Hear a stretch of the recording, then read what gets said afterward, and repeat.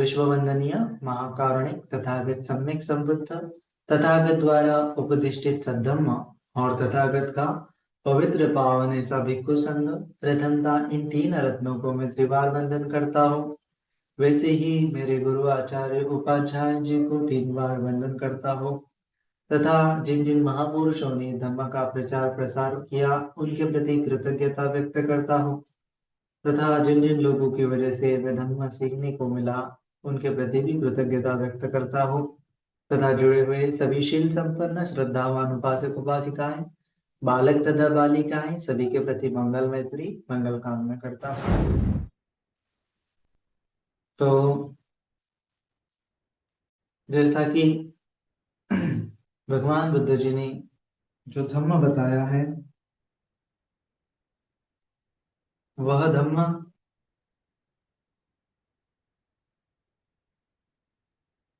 पहली प्रकार से व्याख्या किया गया। वह धम्म दृष्टि उत्पन्न करने वाला, वह धम्म अकालिक लाभ देने वाला और ऐसा धम्म है कि जो कहता है कि आओ और खुद इस धम्म को जानो। इस प्रकार से यह धम्म और इस धम्म का आचरण करने से हम जो सुगति की तरफ हमें ले जाने वाला है, दुख मुक्ति की राह पर हमें ले जाने वाला है, जो निर्वाण है, निर्वाणम परमं सुखम, उस निर्वाण सुख की तरफ लेके जाने वाला यह धम्म का मार्ग। इस प्रकार से अगर हम भली भांति इस मार्ग को समझते हैं, भली भांति इस मार्ग का पर्याप्त ज्ञान पर्याप्त ज्ञान हमारे पास होता है तो रास्ते पे चलने में ज्यादा कठिनाइयां नहीं होती है, पटिपत्ति जल्दी जल्दी होती है, आसानी से होती है और प्रतिवेदन जल्दी जल्दी होता है, आसानी से होता है। तो जितना भली प्रकार से हम सुन सकते हैं धम्म को उतना सुनना है, जितना भली प्रकार से धम्म को समझ सकते हैं, जितना भली प्रकार से धम्म का चिंतन मनन कर सकते हैं उतना हमें करना है ना। तो ये धम्म का नियम समझने के लिए भगवान जी ने कर्म का नियम भी हमें समझाया है कि किस प्रकार से धर्म नियम होते हैं, किस प्रकार से कर्म नियम होते हैं ना। क्योंकि भगवान जी ने कहा है कि ये कर्म के कारण अगर हमारे कर्म अशुद्ध रहेंगे, अगर हमारे कर्म प्रदुष्ट रहेंगे तो हमारे जीवन में दुख आएगा। इसी प्रकार से अगर हमारे जो कर्म है शुद्ध रहेंगे, अगर हमारे कर्म जो है प्रसन्न रहेंगे, अच्छे रहेंगे तो क्या हो जाएगा, हमारे जीवन में सुख आएगा। तो इसीलिए ये सुख और दुख पाना हमारे हाथ में होता है। लेकिन बहुत बार क्या होता है कि ऐसे हम धर्म का काम तो करना चाहते हैं, धर्म के मार्ग में आगे आगे तो बढ़ना चाहते हैं, लेकिन हमारी परिस्थिति ठीक नहीं होती है। ऐसी परिस्थिति होती है, प्रतिकूल परिस्थिति निर्माण हो जाती है कि जिसकी वजह से हम धर्म का काम भी नहीं कर पाते हैं। बहुत सारे लोगों के मन में दान देने की चेतना होती है, लेकिन ऐसी परिस्थिति होती है कि वो दान नहीं दे पाते। बहुत सारे लोग होते हैं शील पालन करना चाहते हैं, उपोषण भी लेना चाहते हैं, लेकिन परिस्थिति ऐसी निर्माण हो जाती है कि उपोषणशील या फिर शील भी पालन नहीं हो पाता। और भावना मेडिटेशन भी बहुत सारे लोग करना चाहते हैं, चेतना तो होती है, लेकिन परिस्थिति ऐसी होती है कि हम मेडिटेशन भी नहीं कर पाते हैं।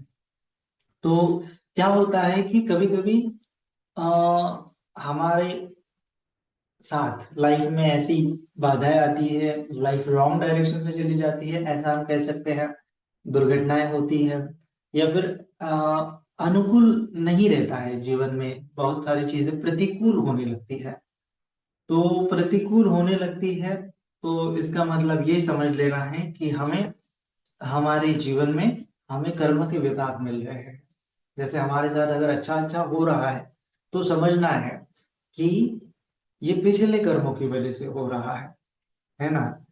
और अगर हमारे साथ बुरा हो रहा है तो समझना है कि फिर ये कहीं ना कहीं जो अकुशल कर्म हमने किए होंगे उसका विपाक आना चालू हो गया होगा।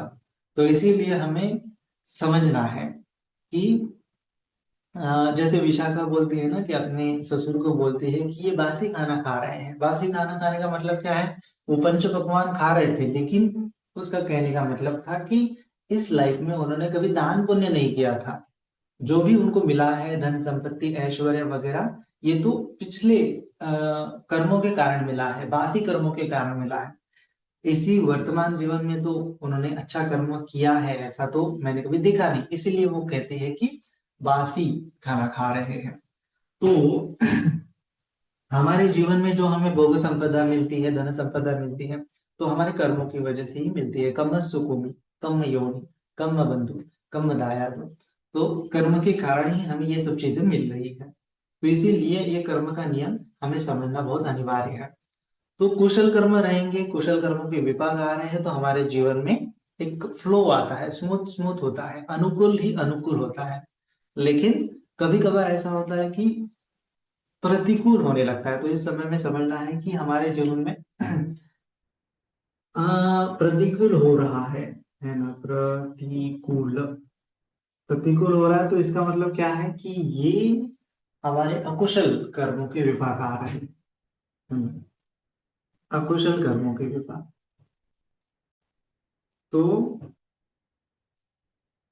अकुशल कर्मों के विपाक कभी कभी इतने गहरे आते हैं कि उस समय में हम चाहते हुए भी अच्छे काम नहीं कर पाते। तो ऐसी जो सिचुएशन आती है, उस सिचुएशन को मैं बोलूंगा उसको कर्म, कर्म का एक प्रकार से प्रेशर आता है, और हम चाहते हुए भी वो दुविधा से बाहर नहीं निकल पाते। बहुत कोशिश करते हैं, अलग अलग प्रकार से पर्याय करते हैं, चाहते हैं कि ये सिचुएशन से बाहर हट जाए, चाहते हैं कि हमें ये सिचुएशन नहीं चाहिए, है ना? इस प्रकार से बहुत तीव्र बोध होता है, चेतना होती है कि बहुत सारे अच्छे कर्म करें। लेकिन कहीं ना कहीं ये कर्मों का, अकुशल कर्मों का विपाक इतना, इसका प्रेशर रहता है कि हम वो सिचुएशन से बाहर नहीं निकल पाते। तो इसीलिए ये अकुशल विपाक को मैं कर्मा प्रेशर कहता हूँ। मैं एक टर्म डिफाइन, कर्मा हाथ प्रेशर है ना?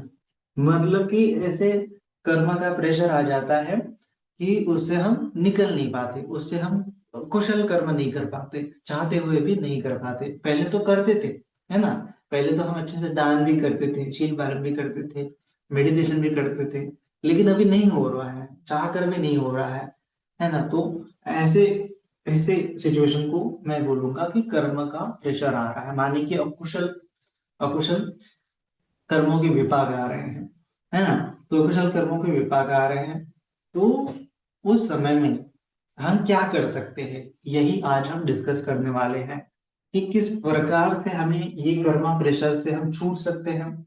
ये कर्म बंधन है, इस कर्म बंधन से छूट सकते हैं, कर्म बंधन से छुटकारा पा सकते हैं, या फिर कर्म बंधन से छुटकारा पाने का मार्ग क्या है, उपाय क्या है, इसके बारे में हम समझेंगे, है ना? तो हमें समझना है कि कर्म बंधन क्या होता है, कि अकुशल कर्मों के विपाक आते हैं, है ना? तो अकुशल कर्मों के विपाक आते हैं तो अलग अलग पर्याय से आते हैं, अलग अलग, कभी कभी बाधाएं आती है आपके जीवन में, है ना? और बहुत बार क्या होता है कि हाँ, बहुत बार ये बाधाएं जो है पास्ट लाइफ के कारण, पास्ट कर्मा के कारण होते हैं। लेकिन बहुत बार ये बाधाएं जो होती है वर्तमान कर्मों के कारण भी हो सकते हैं। वर्तमान में अगर हमने अच्छा नहीं किया तो भी बाधाएं उत्पन्न हो सकती हैं, वर्तमान में हमने अगर संवर नहीं किया तो भी बाधाएं उत्पन्न हो सकती हैं, या फिर ऋतु परिणाम की वजह से बाधाएं उत्पन्न हो सकती है, या फिर विषम परिहार्जा आबाधा, अलग अलग प्रकार की आबाधा, व्याधि वगैरह, ये परिस्थिति के कारण भी हो सकता है। लेकिन कभी कभी ऐसी सिचुएशन होती है कि परिस्थिति का कुछ तालमेल नहीं होता है। उस समय में समझना है कि वह हमारी दुविधा आ रही है, हमारे जीवन में संकट आ रहे हैं, तो वो हो सकता है कहीं ना कहीं वो पास्ट लाइफ के कर्मा की वजह से हो रहा है ना? तो ये अकुशल कर्मों के विपाक हमें मिल रहे हैं, है ना? अकुशल कर्मों के विपाक मिल रहे हैं। तो ये पता नहीं कब हमने अकुशल कर्म किए होंगे, कभी ना कभी तो किए होंगे, है ना? तो एक मानिए कि ऐसा प्रेशर आ जाता है, एक ऐसा प्रेशर आ जाता है कि ये सिचुएशन से हम बाहर नहीं निकल पाते, जो भी सिचुएशन चल रही है आपकी। और कभी कभी ये सिचुएशन क्या होता है कि लंबे अंतराल के लिए होता है, कभी कभी छोटे समय के लिए होता है ना। छोटे समय में कुछ दिनों के लिए होता है, कभी कभी महीनों के लिए होता है ना। तो कितने भी टाइम इंटरवल के लिए ये हो सकता है, जितना भी समय अंतराल ये ले सकता है। तो ये डिपेंड करता है कि आपने कितना अकुशल कर्म किया होगा, है ना। जैसे जैसे कोई व्यक्ति जो होता है मातृघातक होता है, पितृघातक होता है, तो ये अकुशल कर्म करता है तो वो नरक में जाके गिरता है। तो नरक में जाके गिरता है तो वो उसकी इंटेंसिटी के आधार पर वो नरक में कितने समय तक रहेगा, वो उसके कर्मा के इंटेंशन के आधार पर होता है। जितना इंटेंशन रहेगा उतने लंबे समय तक वो नरक में रह सकता है। जैसे देवदत्त का देखेंगे तो वो एक कल्प तक अभी नरक में रहेंगे, तो वो उनका जो कर्म था वो बहुत ज्यादा लंबा था। या फिर उसके अ, अलावा भी ऐसे बहुत सारे सत्व होते हैं कि वो कल्पों कल्पों तक, असंख्य कल्पों तक भी नरक में रहते हैं। तो उनका जो अकुशल कर्म होता है, अकुशल कर्मों का प्रेशर होता है, विपाक होता है, वो बहुत ज्यादा पावरफुल होता है ना। तो ये कर्मों का विपाक कितना रहेगा पता नहीं। अभी नरक में गया है तो उसको भुगतने के अलावा कोई ऑप्शन नहीं रहता, है ना। जब सत्व नरक में जाता है तो उसको अकुशल कर्मों को भुगतने के अलावा उसके पास कोई चारा नहीं होता। वहां नरक में कुशल कर्म करने के लिए पर्याय है ही नहीं है, केवल अकुशल ही अकुशल के विपाक ही विपाक है ना। लेकिन हम मनुष्य हैं, है ना। तो मनुष्य है तो यहाँ पे अकुशल कर्म भी आए हैं, तो उसका निरोध करने का मार्ग हमारे पास होता है, हम निरोध कर सकते हैं। ये हमारे पास पावर होती है। इसीलिए भगवान जी ने बोला है कि किच्चो मनुष्य पटिलाभो, मनुष्य का जन्म मिलना दुर्लभ है।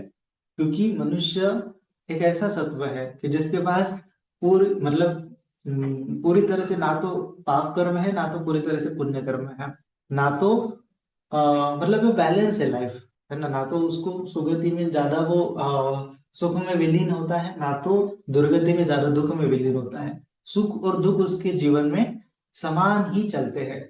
वो चाहे तो सुखी हो सकता है, चाहे तो दुखी हो सकता है। इतनी उसकी प्रज्ञा बलवान होती है, इतनी उसकी चेतना विकसित होती है, इतना उसका संकल्प जो है स्ट्रांग हो सकता है। तो इसीलिए ये हमारे हाथ में है ना। अत्यधिक भव भगवान जी ने बोला है, अतहि अतना ना तो कोई ना तो परोसिया, ये भी भगवान जी ने बोला है। तो ये पावर होती है मनुष्य के पास, ये प्रज्ञा का पावर होती है, ये चेतना की पावर होती है कि वो चाहे तो सुख रह सकता है, चाहे तो दुखी भी रह सकता है। तो अभी क्या है कि जब भी आपके जीवन में दुख आ रहा है तो आपको समझना है कि ये किसी ना किसी कारण की वजह से आ रहा है। चाहे वो अकुशल चेतना के कारण आ रहा है, अकुशल कर्मों के विपाक के कारण आ रहा है, आपके लोभ द्वेष मोह के कारण आ रहा है, तृष्णा के कारण आ रहा है, वह आपको समझना है। और समझने के पश्चात फिर वह उससे मुक्त होने के लिए आपको प्रज्ञा जगानी है कि उसको कैसे मुक्त हुआ जाए। तो हम आज जनरली समझेंगे कि जैसे अकुशल कर्मों के विपाक आ गए हैं। तो यहाँ पे मैंने पिछले वीडियो में भी अगर एक बार कर्म का बारे में समझाते हुए कहा होगा कि कर्म आपको क्या करते हैं, कुछ समझाना चाहते हैं, या फिर कर्म कि कर्म से क्या करना पड़ेगा, आपको लेसन लेना पड़ेगा।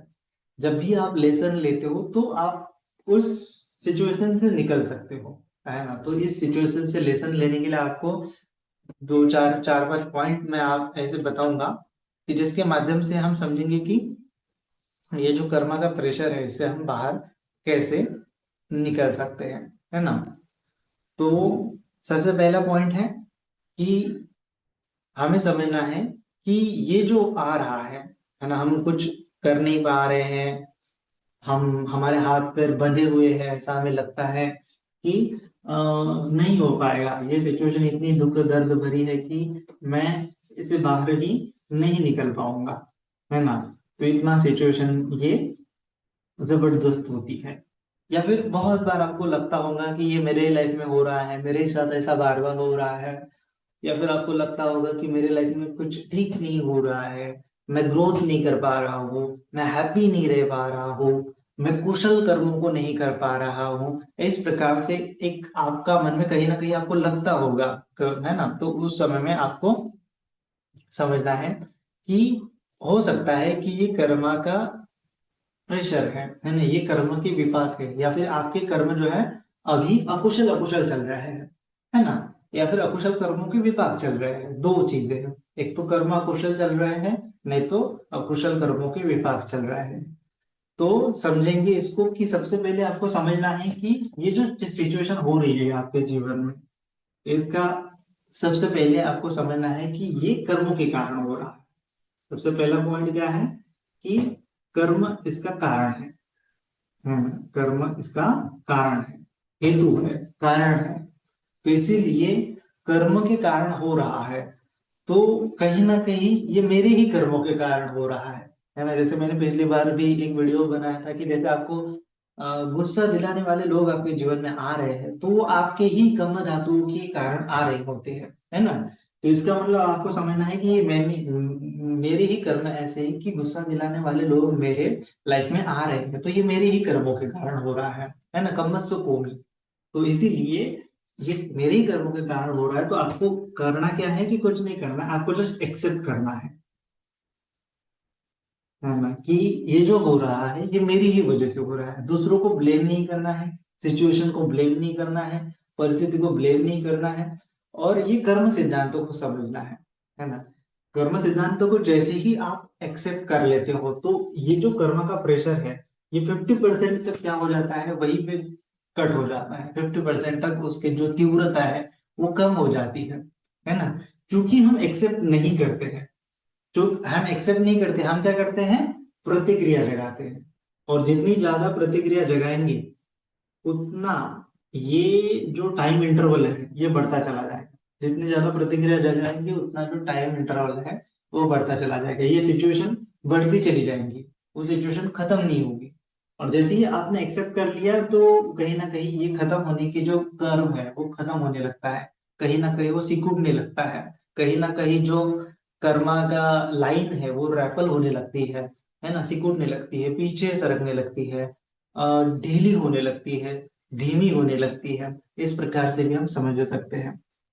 तो इसीलिए आपको प्रतिक्रिया नहीं देना है, आपको क्या करना है, एक्सेप्ट करना है कि हाँ यह हो सकता है मेरे ही कर्मों के कारण हो रहा है। ठीक है, मेरे ही कर्मों के कारण मेरे लाइफ में दुख आ रहा है। चाहे वो कर्म पास्ट लाइफ में हो, चाहे अभी वर्तमान में भी मैं ऐसे कर्म कर रहा हूँ। जो प्रतिक्रिया दे रहे हो ये भी एक प्रकार का कर्म ही बन रहे हैं, है ना। तो इसीलिए प्रतिक्रिया नहीं देना है। अंदर से जो प्रतिक्रिया कर्म निकल रहे हैं उसको पहले तो स्टॉप करना है, क्योंकि ये 50% ये प्रतिक्रिया देने के कारण ही ये अ, आपका जो सिचुएशन है और ज्यादा वर्स और ज्यादा खराब होती जाती है। तो इसीलिए जैसे ही आप प्रतिक्रिया देना बंद करते हो, तो अंदर से जो कर्म बनने की जो प्रक्रिया है उसको आप स्टॉप करते हो, ब्रेक करते हो, है ना। जैसे गाड़ी बहुत हाई स्पीड से चल रही है, तो आपको क्या है कि आगे रुकना है तो आपको ब्रेक लगाना पड़ेगा, एक्सीडेंट से बचना है तो आपको ब्रेक लगाना पड़ेगा। तो ब्रेक लगाते हो तो क्या हो जाता है कि चांसेस एक्सीडेंट हो भी गया तो उतना ज्यादा नुकसान नहीं होगा, है ना। तो ये ब्रेक लगाने का मतलब क्या है कि प्रतिक्रिया नहीं देना, और इसका मतलब क्या है कि एक्सेप्ट करना कि हाँ ये मेरे ही कर्मों की वजह से हो सकता है। तो अपने आप वहां पे वो कर्मा प्रेशर को ब्रेक मिलने लगता है, वो शांत होने लगता है, या फिर खत्म होने लगता है, खत्म होने की प्रक्रिया चालू हो जाती है। तो ये कर्मों को खत्म करने की पहली प्रक्रिया है कि आपको एक्सेप्ट करना है कि जो हो रहा है मेरे ही कर्मों की वजह से हो रहा है। फिर दूसरी चीज आपको करना ये जरूरी है कि ये जो ये जो सिचुएशन वगैरह है ना, ये जो मेरे कर्म का क्या ये जो विपाक आ रहा है, ठीक है, तो ये विपाक भी क्या है कि हमेशा के लिए नहीं रहेगा। ये जो सिचुएशन आई है ये कभी ना कभी खत्म होने वाली है, ये हमेशा के लिए ऐसे ही गलत रहेगा, ऐसे ही हमेशा के लिए मेरे लाइफ में दुख ही रहेगा, ऐसा नहीं होगा, है ना। ये कभी ना कभी खत्म हो जाएंगे, क्योंकि क्या है कि सब कुछ अनित्य है ना, सब कुछ बदलने वाला है। तो ये जो आ रहा है मेरे जीवन में, दुख आ रहा है, परेशानी आ रही है, भयानक भयानक सिचुएशन आ रही है, तो ये खत्म हो जाएंगी, कभी ना कभी खत्म हो जाएंगे। तो ऐसा आपको क्या करना पड़ेगा, सेकंड नंबर कि सेकंड नंबर कि ये अनित्य है, अनित्य है, या फिर नष्ट हो जाएंगी, कभी ना कभी खत्म हो जाएंगी। ऐसा आपको क्या करना पड़ेगा, विश्वास रखना पड़ेगा। उसको विश्वास बोलते हैं, या फिर श्रद्धा बोल सकते हैं, श्रद्धा, है ना। ऐसे आपको श्रद्धा रखनी पड़ेगी, क्योंकि आप प्रतिक्रिया दे रहे हो कि नहीं खत्म होना चाहिए, खत्म होना चाहिए, तो प्रतिक्रिया देने से खत्म नहीं हो, है ना। वो अपने आप खत्म होगी, कुछ कारण होगा, कुछ उपाय होगा, तब जाके वो खत्म होगी। तो आपको समझना है कि जो कुछ भी घटित होता है कारणों की वजह से घटित होता है। अगर हमने इसके ऊपर काम किया तो वो खत्म हो जाएगी, है ना। तो एक फेथ होना चाहिए कि मैं इसके ऊपर काम करूंगा और ये खत्म हो जाएगी, है ना। कितनी भी बुरी सिचुएशन है, मैं उसके ऊपर काम करूंगा, वो खत्म हो जाएगी। कितना भी बुरा वक्त चल रहा है, मैं उसके ऊपर काम करूंगा और वो खत्म हो जाएगा। ठीक है। तो अभी समझो अंधेरा चल रहा है, तो कभी ना कभी सूरज निकलेगा, कभी ना कभी क्या बोलते हैं उसको, सुबह होगी, प्रकाश दिखेगा। तो इस प्रकार से आपको क्या करना पड़ेगा, एक फेथ रखना पड़ेगा, एक श्रद्धा रखनी पड़ेगी कि हाँ ये सब चेंज हो जाएगा। तो ये दूसरा फैक्टर है कि जिसकी वजह से आप कर्म विपाक को खत्म कर सकते हो। पहला फैक्टर क्या है कि एक्सेप्ट करना, दूसरा फैक्टर क्या है कि श्रद्धा रखना कि ये खत्म हो जाएगा, नष्ट है, अनित्य है, तो खत्म हो ही जाएगा, तो मुझे खत्म होने तक क्या करना है, उसको काम करना है। ठीक है। तो तीसरा चीज है कि आपको काम करना पड़ेगा। काम करना पड़ेगा मतलब आपको आ, मार्ग के ऊपर काम करना पड़ेगा। आपको कुछ उपाय करना पड़ेगा, मार्ग या फिर उपाय बोल सकते हैं, है ना। मार्ग या फिर उपाय करना पड़ेगा कि ये जो सिचुएशन है ये खत्म हो जाए, है ना। अभी क्या है कि इसके ऊपर मार्ग और उपाय क्या है, यही सिंपल है ना। कि बहुत बार हम सोचते हैं कि उपाय नहीं मिल रहा है, उपाय नहीं मिल रहा है, लेकिन क्या होता है कि आप जैसा सोच रहे हो हमेशा वही उपाय होगा ऐसा नहीं है ना। तो बहुत बार क्या होता है कि बहुत सारे लोग बोलते हैं भंते जी हमारी तो दान देने की बहुत इच्छा होती है, लेकिन हम दान नहीं दे पाते, है ना, हमारी ऐसी सिचुएशन नहीं है, हम गरीब है, फलाना फलाना, नाना प्रकार के क्या होते हैं हमारे पास, एक्सक्यूजेस होते हैं। तो सबसे पहली बात है कि हमें समझना है कि हमारी कंडीशन अगर खराब है तो ये कहीं ना कहीं कर्मों के विपाक की वजह से हो रहा है।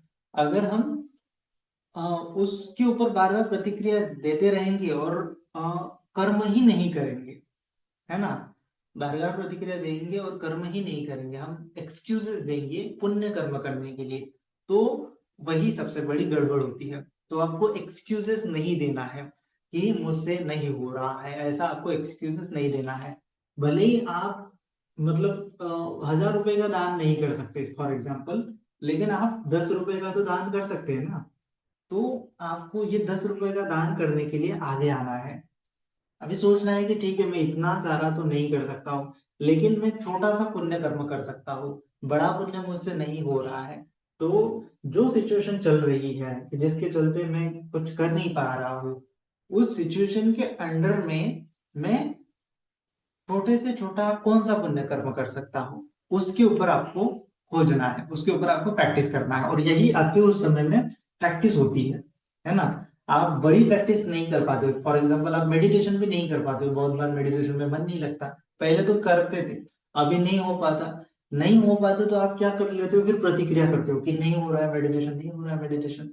तो इट्स ओके, आपको क्या करना है, एक्सेप्ट करना है कि हाँ ठीक है मेरे कर्मों के विपाक आ रहे होंगे, तो मुझे एक्सेप्ट करना है कि ठीक है मेडिटेशन नहीं हो रहा है। फिर विश्वास रखना है कि हाँ कभी ना कभी मेरा अच्छा मेडिटेशन होगा ही होगा, ये अभी नहीं हो रहा है, ये समय भी निकल जाएगा। ठीक है। तो मुझे शांति बरकरार रखते हुए, फेथ को बढ़ाते हुए, श्रद्धा का भाव रखते हुए उपाय खोजना है कि किस प्रकार से मैं मेडिटेशन कर सकता हूँ। ठीक है, मेडिटेशन नहीं कर सकता हूँ तो मैं थोड़ा सा दान पुण्य कर लेता हूँ, थोड़ा सा मैं चैंटिंग वगैरह कर लेता हूँ, चैंटिंग तो कर सकता हूँ मैं, है ना।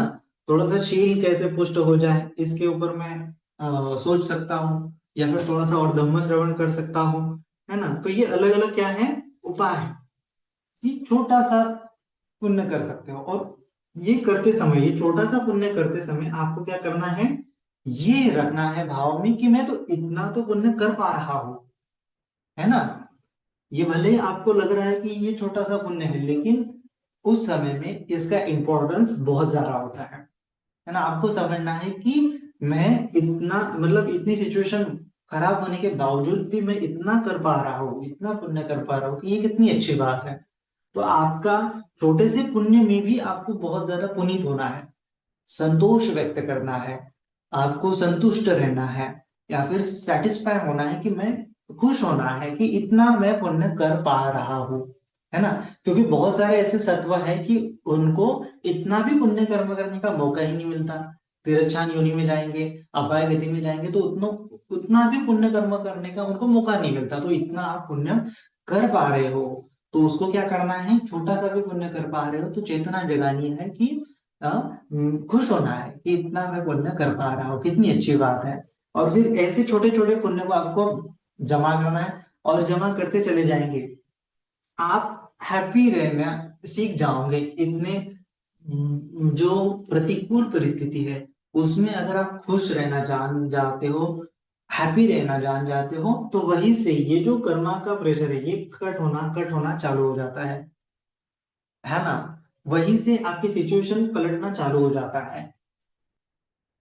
सिचुएशन क्यों नहीं बदल रही है, क्योंकि प्रतिक्रिया दे रहे हैं, बार बार दुखी हो रहे हैं। जिस समय में आप संतुष्ट हो जाते हो, जिस समय में आप हैप्पी हो जाते हो, है ना, संतुष्ट हो जाते हो, हैप्पी हो जाते हो, उस समय से ही आपका जो कर्मा प्रेशर है वो डिजॉल्व होना चालू हो जाता है।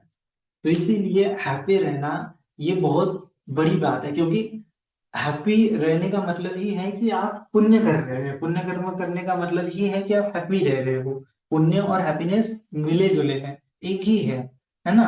तो पुण्य का ही दूसरा नाम हैप्पीनेस है, हैप्पीनेस का ही दूसरा नाम पुण्य है ना, सुख का ही दूसरा नाम पुण्य है, पुण्य का ही दूसरा नाम सुख है।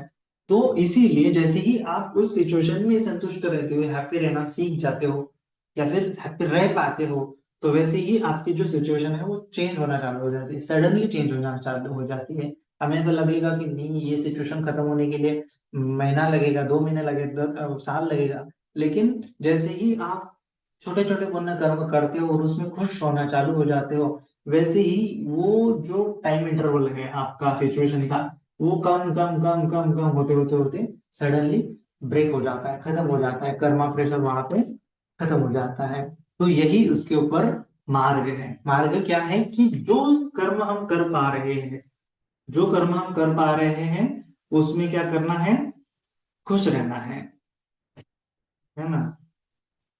तो उसमें क्या करना है, खुश रहना है, हैप्पी पुनीत भाव जगाना है।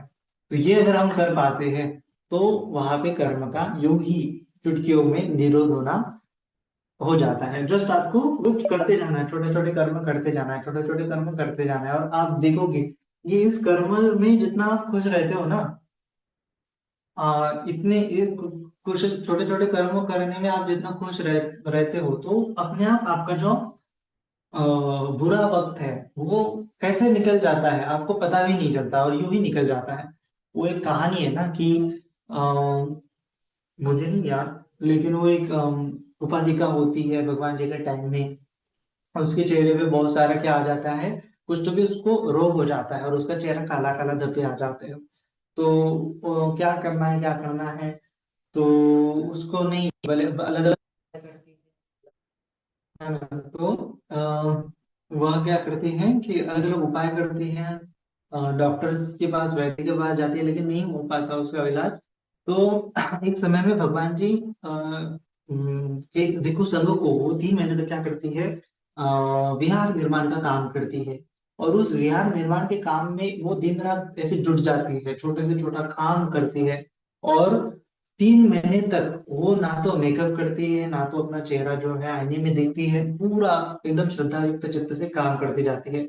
और जब फिर वो विहार निर्माण का काम पूरा हो जाता है, भिक्षु संघ का आ जाता है, बड़ा प्रोग्राम होता है, भोजन दान होता है, उसके पश्चात वो सजने धजने के लिए जाती है, तो वो देखती है कि उसके पूरा जो काले काले धब्बे थे वो क्या हो गए हैं, वो गायब हो गए हैं, और उसको पता भी नहीं चला। पहले वो कितना क्रंदन करती थी, ये कब निकल जाएगा, ये कब निकल जाएगा, है ना। जो प्रतिक्रिया देने की वजह से वो कर्म का जो विपाक है वो वैसा का वैसा बना रहा। लेकिन जैसे ही वो विहार निर्माण के काम करने में बहुत खुश हो गई, लिप्त हो गई, और वहां पे खुश रहने लगे, तो वो हैप्पीनेस के साथ, वो खुशी के साथ उसके पुण्य बढ़ते गए, बढ़ते गए, बढ़ते गए, और अपने आप वो कब उसका जो रोग है, वो जो फेस है, वो कब अच्छा हो गया उसको भी पता नहीं चला। तो इस प्रकार से ये मिरेकल की तरह ये कर्म काम करते हैं, है ना, ये कर्म के विपाक काम करते हैं। इसीलिए कर्म विपाक को भी अचिंत्य अचिंतनीय बोला गया है।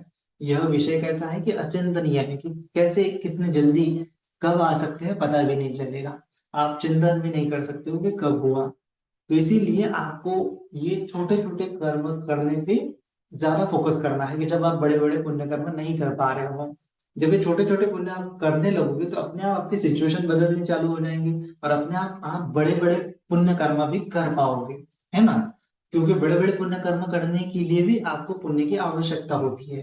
तो ये छोटे छोटे पुण्य आपके पास अगर होंगे तो ही आप बड़े बड़े पुण्य जो है कर सकते हो। मेडिटेशन भी नहीं कर पा रहे हो तो आपको दान शील, ये मैत्री भावना, इस भावनाओं पे ज्यादा काम करना पड़ेगा।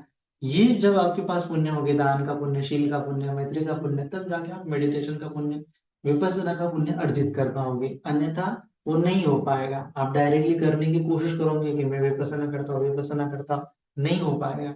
नहीं हो पा रहा है इसका मतलब आपको पहले जो छोटे छोटे पुण्य है उसका भी पारमी बढ़ाना है, उसका भी आपको संग्रह करना है, उसमें भी आपको अनुमोदित होना अनिवार्य हो जाता है ना। तो इसीलिए ये आपको उपाय खोजना है, इस प्रकार से आपको उपाय खोजना है, और जो कर्मा का प्रेशर है उसको छुटकारा पाने के लिए आप ये सब चीजें कर सकते हो। तो क्या होता है कि ठीक है, आपको क्या होगा कि बड़ा जैसे जैसे कभी कभी क्या होता है कि मतलब छोटे छोटे से छोटा भी पुण्य कर्म हमारे इससे छूटने ना पाए, ये चीज बहुत अनिवार्य है। कि जैसे हम अंधेरी रात में रास्ता भटक गए हैं, तो दूर कहीं हमें एक घर दिखाई देता है, टिमटिमाता दिया दिखाई देता है, टिमटिमाता लाइट दिखाई देता है, तो हमें कैसा एक आनंदित भाव आता है कि वहां कहीं ना कहीं घर हो सकता है, वहां कहीं ना कहीं सहारा हो सकता है। तो हम उस दिशा में एकदम श्रद्धायुक्त चित्त से, एकदम उत्साह से जाते हैं कि मुझे वहां पे कुछ ना कुछ घर मिल जाएगा, सहारा मिल जाएगा, है ना। जैसे रेगिस्तान में चल रहे हैं और कहीं पानी दिखे तो उस डायरेक्शन में हम दौड़े दौड़े जाते हैं, है ना। जैसे ये पूरा संसार है, और इस संसार में भगवान बुद्ध जी का जो धर्म आपको दिख रहा है, छोटा सा भी पुण्य कर्म आपको धर्म में करने के लिए मिल रहा है, तो उसको समझना है कि ये